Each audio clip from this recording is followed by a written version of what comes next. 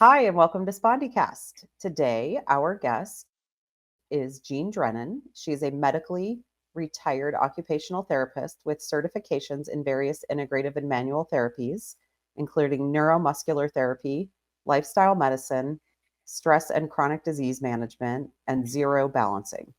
Her intention is always to help patients regain their desired level of independence by empowering them with practical tools to help them safely and confidently navigate their environments and return to the activities that they once loved.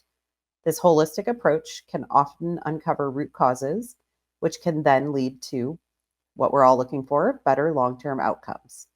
As a Mhm. health writer and lover of the written word, Jeanne authored a book in 2014 called Live Well, Be Well 14 Habits to Extraordinary Wellness, highlighting 14 healing habits for wellness. Additionally, Jeanne has loved getting to be involved in several Spondylitis Association of America writing projects over the last few years. And in 2019, along with her amazing co leader, they started and co led New Mexico's first patient support group. Jeanne also contributed one of the chapters to the Spondylitis Association's new book, Straight Talk. As an OT with chronic health conditions, including spondylitis, she offers a unique perspective regarding disease management, energy conservation, and navigating life with invisible disabilities.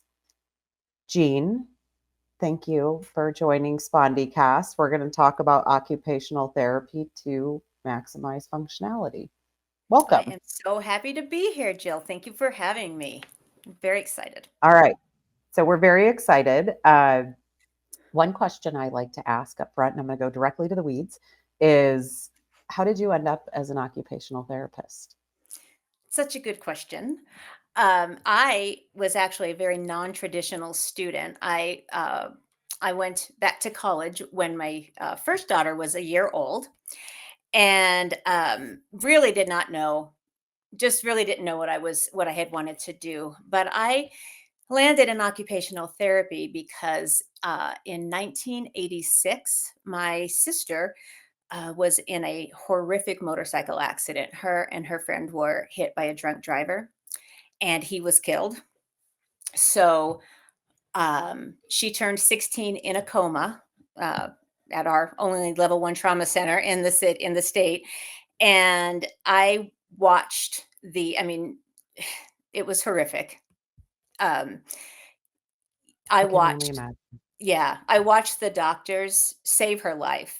And then I watched the therapist give her back her quality of life. And that was OT speech and PT. And I said, I have to do that. Um, I definitely I've had the gift of encouragement, I'm told. And occupational therapy is it's just one big come on, you can do it. So it's just giving people the tools, and the encouragement that they need to come back from something like that and just to live their best life in their body and whatever that means to them. Yeah. So, yeah. And it's amazing how you took what must have been a very deeply emotional situation Yeah, very much and so. your ability to probably connect with patients ongoing Mhm. has got to be like credible. Yeah. Um, wow. So when you talk about the you can do it attitude, Mhm. uh, what is the role of OT or occupational therapy in for people with spondyloarthritis? So we can come in many different areas, from something like just a referral from their primary or the rheumatologist for splinting. That's something that we do. Mostly, hand splinting, nighttime splints, things like that. But more so, it is around the independence in their environment, because I never want a patient to not do what they want to do. I want to remove those barriers for them to be able to do that. So, we will do in-home evals and just to see, is their home safe? What can I do to make it easier for them? How can they return to things that they love to do? Because when you're in when you have a chronic illness, like we both know, and it keeps you from doing things that you love to do or where you found kind of your identity and your meaning, we've got to get them back to where they can, even if they're doing it in a different way. For example, an avid gardener who was, just, out there all day, and they can't. You can't be sitting like that, bending over. It's hard on the neck. So, some things we might do there would be, you can still do that, but we'll do it differently. Maybe you'll be standing up at a potting table or whatever. Things for kneeling, things, chairs with wheels that you can scoot around, in your garden. We'll just do whatever whatever it takes to get them to do what they want to do safely. Yeah, and right, so a lot of us, at least I know for me, I've been in a lot of physical therapy, but what is the main difference between OT and PT? Um, at a very generic level, we'll say that when people think of those two therapies, they think of PT for exercise and OT will help you find a job. And Oh, so occupational therapy, the occupation is the occupation of living. So we use your daily, and not to say OT and PT work so beautifully together. We, co-treat quite a bit, and also with speech, because speech isn't just this, it's cognition and things like that, executive functioning and so on. Um, so we do work very well together. Um, but again, our focus is not to say that PT is not holistic. Our focus is holistic in that, um, I'm not just looking at whatever your injury is. We're looking at your whole body, and how that fits into what your life is going to be like now. Does that make sense? that makes sense. I've never heard it described that way, but that's really interesting. Hmm. Um, do you have uh, I want to get into techniques, but do you Okay. have any like amazing, crazy success stories that you could share? Uh, I mean, I feel like they all are, because to see somebody go from, oh my gosh, I have this, I'm never going to be able to do whatever, fill in the blank. And then to get them to see, oh, wait a minute, I can do that. Maybe it's going to look a little different, but I can still do it. For example, somebody who might have been, avid in martial arts, there's an lover of martial arts. Well, that's not necessarily, um, I mean, you can do it. I mean, I've done it with spondylitis, but it can be dangerous. But so if Sure. you can't do that anymore, then what about Tai Chi? You're still doing a lot of those movements, but they're slowed down, and they're more purposeful and much, much safer. Oh, that's interesting. And then, like from a technique standpoint, are there approaches you found particularly effective With martial with arts O in with particular, or just in OT OT? in general?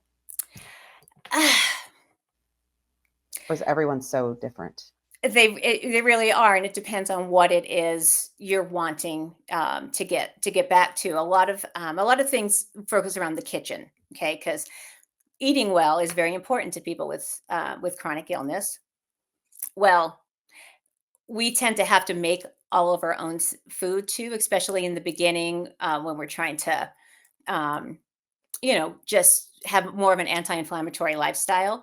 So that means Yep. then you are having to cook all your own meals. That's exhausting, Yes. absolutely exhausting. So, what some of the things that we've done is, set up like batch cooking days, but not by yourself. You bring in your help, whether it's family, friends, whatever. You've got somebody washing dishes so that you can do what you can do, whether that's on a stool. We'll bring in, a stool that can raise so that they can be sitting at the island, because standing is exhausting, as we know. So that everybody has their own kind of job. It's getting done. You're having socialization, which is so important. Um, for people with chronic illness because we do tend to, I don't know, become a little bit more isolated. So Isolate, yeah. it's a great thing, like I said, socially and physically, because you're also, you're moving, you're getting your exercise. And then we'll bring in the tools to make that job easier, whether it's built up handles on utensils like potato peelers or whatever. So just to make that grasp wider, you Yeah. know. So things like that, different types of bowls that have maybe handles on them, so you're not just trying to grab with your whole hand. Just trying to make it as easy as possible on the body so Okay. that they still live their life. You're making me think of one of my nemesis Oh no, situations in life. It what is is what is that? it is a that okay, so as water bottles, Ugh. as the bottle caps have gotten smaller and thinner, and I think I have some small joint Mm, dysfunction going on, though mhm. I'm not gonna let anyone tell me that's what it is. Uh, I can't get the lids off like, I can't unscrew the bottles. I can't get my fingers around them enough. Do you have any tips for that? Because that is, I mean, that's one of the toughest things I find about the way my body reacts to this. Are you talking about the small ones on, like, just the regular little water Yep. bottles? So they're Yeah. smaller than what you just showed me. Yeah, those are Oh, yeah, for sure. terrible. That's the only one I've got handy if anybody's watching. So they they're like, "We're not watching, we're" um, they do make, it's a device that you can put on there to turn it, but you know what? I don't think they make them that small. That's a good question. They're Yeah, usually for they're the so larger small. they're usually for the larger lids. Yeah, they're so small, and as the plastic gets thinner, because everyone's trying to be sustainable, they get Right. even smaller. Okay, so maybe Yeah, we can come up with something new. We just developed a new product we here on did. Let's do it. Podcast. Let's do it, Jill. Get me a patent attorney right now. I better write this Uh, down. I will forget. but the other one I remember is like chopping. I can Mhm. remember when I was sort of coming back into wellness, having super fatigue after trying to chop. I mean, I stopped making things that required a knife for a while. Mhm, mhm. Um, and then standing in the kitchen, it was like, how do you stand in the triangle and not put all your weight in one place? But any for like chopping or knives, do you have any, or I guess utensils So, yeah, so also? building up those handles is and you can buy them built up or you can just there's we can make them, uh, but that is helpful. But sometimes the knife is even too heavy. So I like to grade the activities. We'll start with absolute easiest and then we'll just make them, not increasingly not difficult, but you know what I'm saying, so that they're Right. less um manipulated, I guess. So what I would say in the beginning is either someone else chops them for you or you buy them pre-chopped, Yep. because it's not even worth it. I mean, it's not until you can build up your strength and your energy. That's not where you need to put that energy. You need to Right. put that energy to, like, if you're still working, to that, to showering, that kind of stuff. But I would definitely buy them chopped up, like at Trader Joe's has all of that stuff in itty bitty cute containers. So it's not like Costco where, oh my gosh, I'm going to feed my neighborhood. Oh, believe it's, it. it's Trader much. Joe's is a godsend, right? Aren't they great? I love them. Oh, And then a mini, yeah, for the chopped veggies. yeah. Oh yeah. And then they have their shredded chicken. They've got all that. It's fantastic. I mean, they charge you for it, but you're paying for convenience. But a Yeah.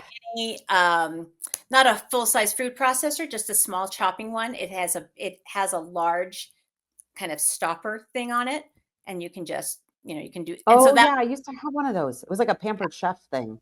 They exactly. probably make okay, I remember having that. Yep, I haven't thought about that in a while. Okay, yep, I still have one of I'm those. gonna have to, like, see if that's still in the cupboard. Mine So is. I will admit that I cook about once every 6 to 8 weeks.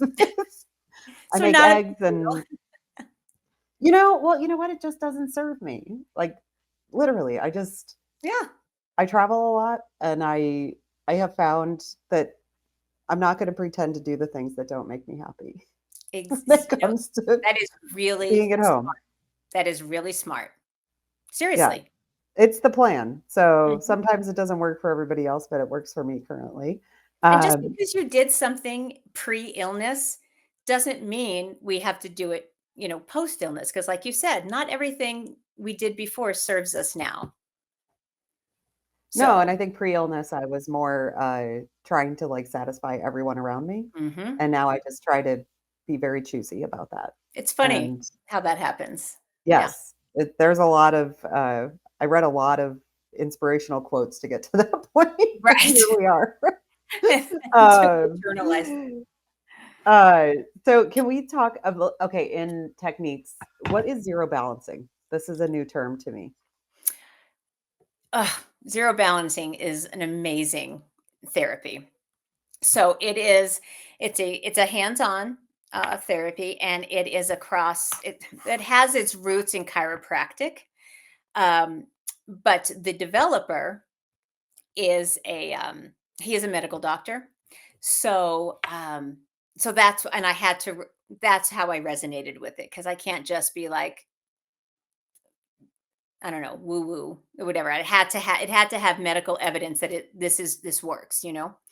So it's very, very gentle. The clients are, fully dressed on a massage table on their back. And I basically go through and I work the joints that don't get a lot of movement in them, like yes, I joint. Um just and I essentially am creating space in those joints.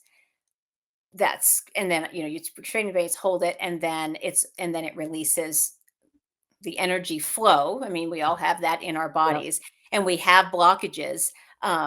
And it's interesting. The first move is at the feet. I start at the feet, and it's kind of pulling the legs a little bit, and I can tell where their block is by how far that kind of goes up their body. Because I'll ask them like, how where do you? Most people, it's stopped in their hips, so we're having these kind of energy blocks, and it makes sense. I mean, anything from the hips down is carrying an Right. enormous, it's got a huge job to do, getting the Right. body moving around. So it's creating that space, and it's not temporary.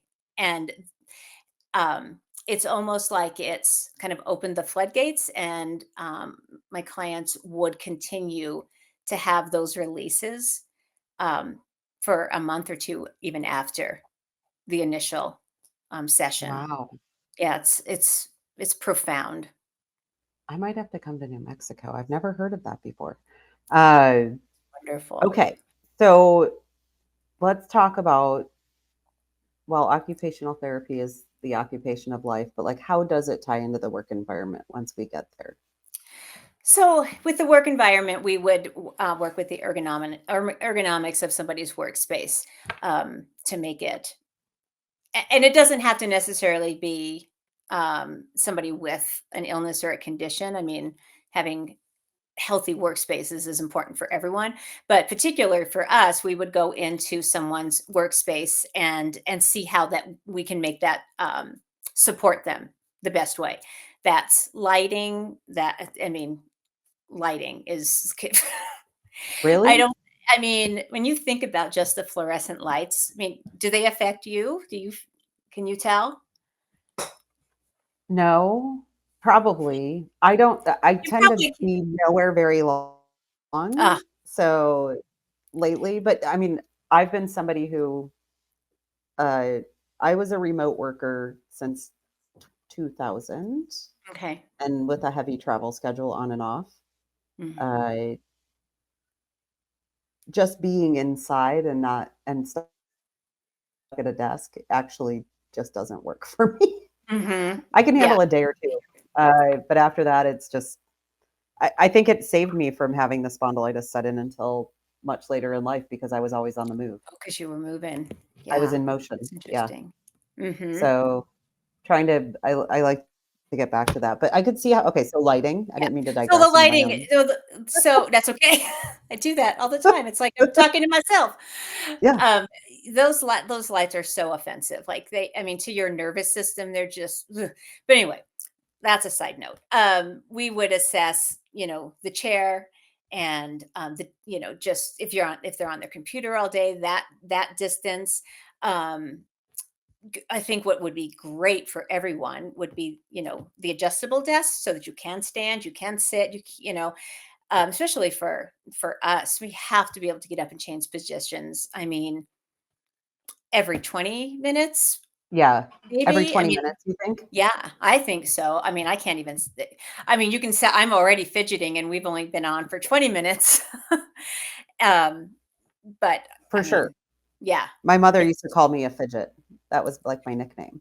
I had that nickname, and motor Yeah. mouth both. But anyway, Oh my well, I won't say what of the mouth my family used to say. Um, that's so funny. But yeah, so just uh, if someone is in their office and they are spending, 8 hours a day there, it has to support them. Um, I mean, mentally and physically, because if this drains, the body's going to drain. do you by chance have a particular chair that you like for people? Like an office No, chair? no, because I mean, It's everybody's so different. different. Yeah. And Okay. it's been a while since I've done ergonomics in someone's, office. So Yeah, I've been thinking about that. Um, okay, so let's talk about occupational therapy integrated. We talked a little bit with PT, but generally also with medications and biologics is all okay. what do you mean? I'm sorry. I think you cut Like out. as part as just having OT is used in combination with Oh, medication and oh a yeah. variety of other things Yeah. and a coordination of care of a larger like a holistic care. I it would be ideal if everybody had an OT on their team. Like there would be if everybody had a team, that would be great. But we know I mean, medical care is suffering, for sure. Ideally, it would be amazing to have Yeah, the primary rheumatologist and whoever else, if they've got other issues, and then OTPT and speech if it was necessary. That would serve the patient the best. But as it stands, we will get a referral, um, either from primary or for rheumatology, and it's usually for splinting. Um, but and again, remember I've been medically retired for a bit, so I'm not sure if they are utilizing OT yet for more lifestyle things because that's what's going to keep everyone with a chronic condition. That's what's going to keep them well. yeah, the hacks, So right, yeah, are huge. Uh, so huge. so if you're somebody who's a patient and you go to see your rheumatologist, how would you maybe broach the subject of of I think I need to have some OT? I mean, I would just say it just like that, and they're going to know what it is. You're going to have to say why so that they can write for it. Right, So it could be, I mean, it could be for pacing. That's huge. Um, for chronic illness is to be able to pace yourself and then the grading of right. activity. I mean, and if nothing else for new patients, um, and seeing a therapist that has experience or familiar you know what I'm trying to say, that is familiar with the mouth, familiar with what OT can do for a patient. That would be because not, I mean, really, not everybody is. Right. Okay. Uh, let's talk about occupational therapy as a long-term management strategy. As a, So does somebody just go to see an occupational therapist for 6 months and then they never go back, or is it an ongoing it's relationship? based, it's unfortunately like everything else, it's dictated by insurance. Of course. So, yeah, we won't get.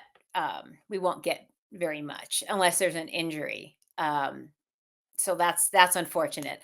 Um, a lot of people are going private pay now.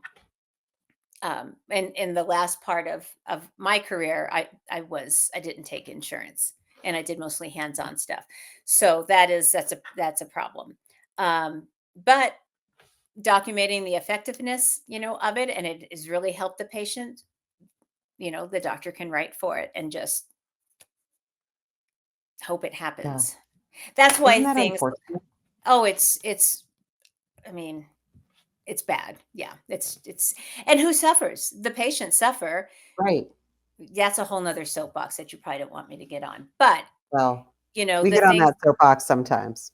Okay. Uh, But we that's just why had the yeah. Oh, go ahead. I was just gonna say that's why this kind of stuff and the things that, the book, the straight talk and the things that Spondylitis Association does and really offers at no cost for patients, it's invaluable. It really Yeah, is. it really is. I mean, Mhm. I more and more think about how we get uh, more momentum in the awareness Mm, of the disease and more funding for the research and and more that's funding it. to Yeah. well, and I think that is it. I mean, Mhm. I'm sure a lot of people who listen to this and have this disease lay awake at night like I do, um, because we have spondylitis and that's what we do. Right. We have But insomnia. it's We also can't sleep. right? Because our joints are gelling. But I also lay awake and think about like we we need to increase the awareness so the dollars Yes. flow or we're never gonna hit mission, which is to find a cure and create better outcomes. Yes. Uh, it is, and it's like urgent, right? As more and more people to me are, and that, okay, this is non research based, non evidence based, other than Jill's back of the bar napkin math. Um, but to me, it seems that we are heading, if we thought we were in autoimmune crisis prior to 2020, Mhm. even I think just the backlash from our bodies, even if you were healthy, Mhm. and maybe you didn't have COVID or you didn't have long COVID, but you were still isolated and there was all the things that go on that are parts of how your immune system functions and forms. I mean, Mhm. I think we're it's like a snowball coming down a hill that's turning into like this giant Mhm. snowball.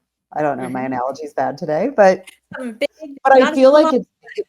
we don't even have any idea how big it's gonna get, right? I Like, agree. I think we are in I mean, I look around and I hear all the things people talk about, and maybe it's because 3 years has gone by in my life, and I'm older, and I'm everyone I know is older, but I like to think, that we're at a different baseline than we used to be as human beings, and we Mhm. I collectively agree. suffered, like, trauma, and, like, this post-war,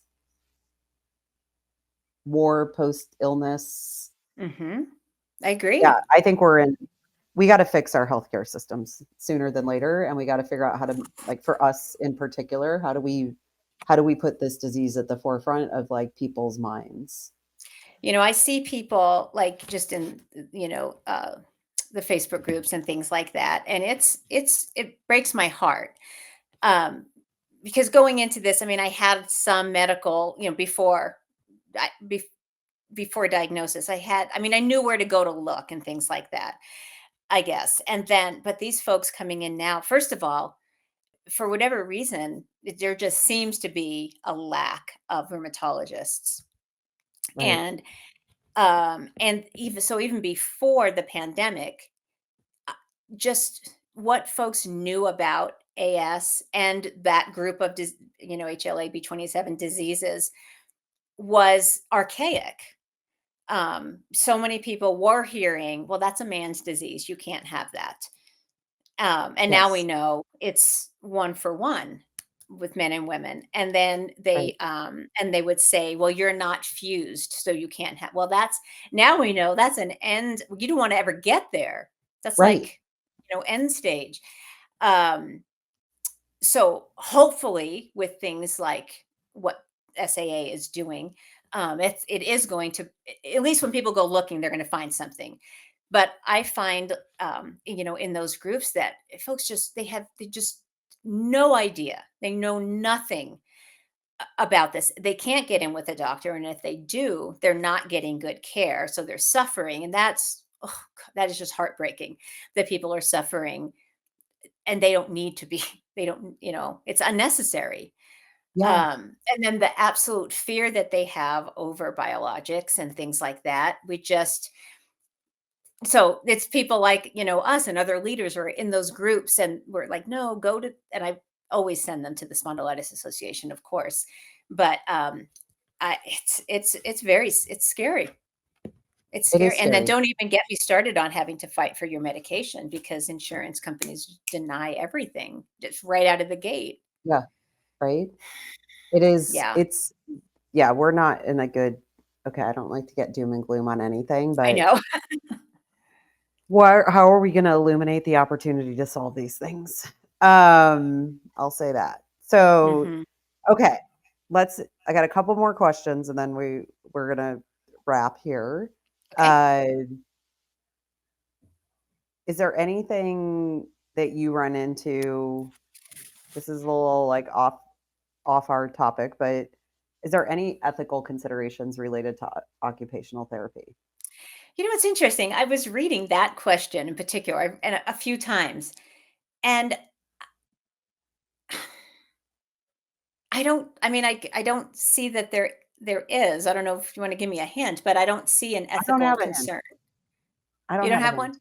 Yeah, I don't. No. I don't. Barrier to entry possibly as far as maybe not having insurance or not knowing what you need kind of thing. But as an ethical concern, Yeah, I don't know uh, either. I didn't write that yeah, question. okay. I get But rid of I that thought maybe one. there was like I thought there was a backstory there. Um, so, how do you communicate or how did you communicate with your patients? Or what did you find useful for communicating with patients, uh, about their treatment goals and progress? Like, how does that unfold? I think all therapists, are different. But I just try to connect. I have to like know. I I want to know them. I want to know their why. I want to know who they were before, and I want to know best case scenario, what would that look like for them, and then let's talk about how we're going to get there. Yeah. It's really important for me to know the person. They're never their condition or their injury or anything like that. Um, I just always want them, anyone I work with, to leave better than they came.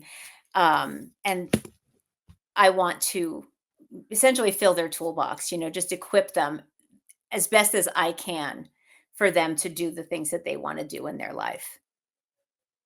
Yeah, So I yeah, is it and how long do you usually like, would a typical person is it like a 3 month, 6 month, or is it based on insurance? it's based on insurance, and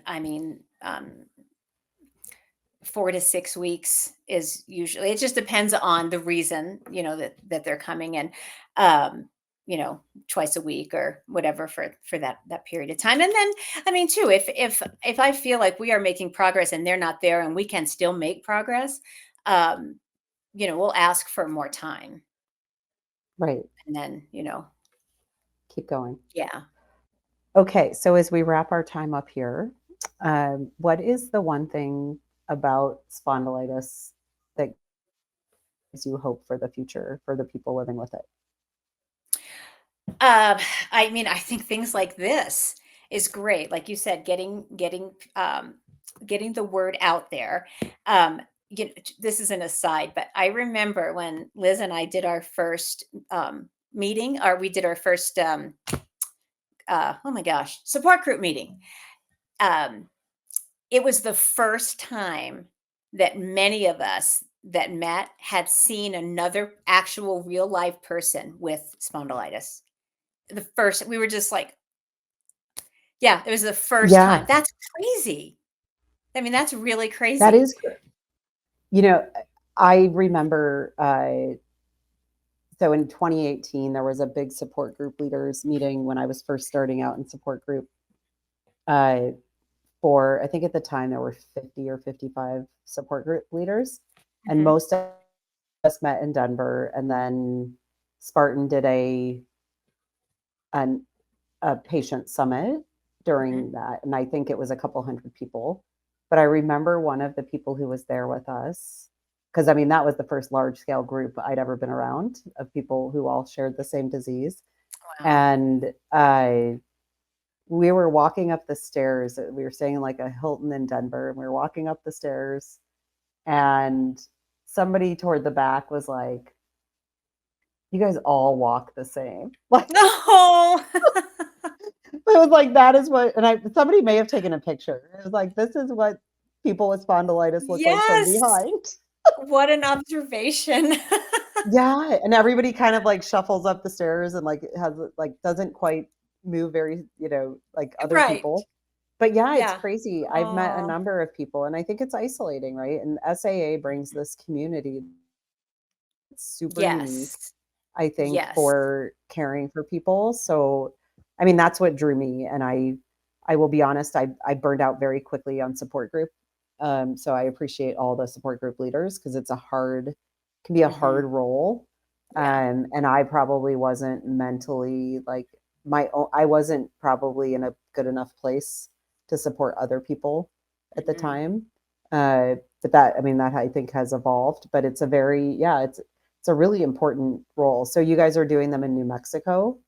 Well, so we had to hand it over because we both, and that's why we did it together because we knew it was going to be a lot. Yeah, And it's not; these are not your standard support groups. I don't know if you've been in other, for other conditions or whatever. These are support groups. I mean, we bring a lot to them, and we take yeah, it very seriously. And we're not. I mean, we do have our roundtables, of course, and that's there. Those there's a lot of value in those, but the experts that the support group leaders bring in, and kind of the sharing across the country of different, I mean, yeah, that's wonderful. But they're not all like that. So I mean, really kudos to the SAA support groups because they really are yeah, supporting, and that could be why you felt the way you did and why we had to step down, because they are that helpful for people, and they take a lot, for yeah. us to They're very support 'em. intense for Yeah, some so people. so Yeah, we did have to step down, and another one of the members of the group took it over, and she's doing a great job from what we've heard. But awesome. I yeah, love all hearing that. these things that are happening, and the social media that SAA has out there and stuff, it's just and then too that the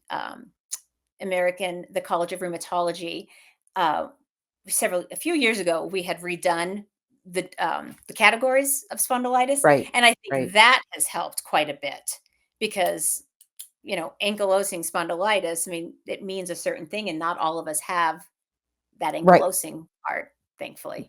Yeah, thankfully. Yeah. And yeah, I think that has helped increase awareness because I think it Mhm. starts to also fold women and their Mhm. symptoms much more. And again, not a research doc, but I I see that it seems to like it covers women better and where our symptoms show up.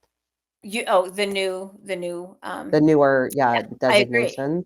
Oh, I Though we agree. always joke at times like both it doesn't matter which name you have, half the people who come across the name just like put it out of their brain because they're like, "Yeah, I don't know how to say that." I can't even say that one. Yeah, I know.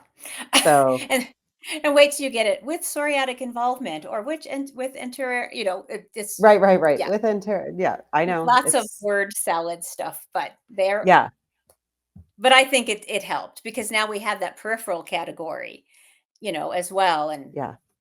And if you said, "Oh, well, it's in my neck," well, that's not spondylitis. Or your wrists or your hands or your yeah, Right. Right, 100%. exactly. So that's been very, very helpful. So, See, we're but making progress. We just need it needs to be faster and bigger.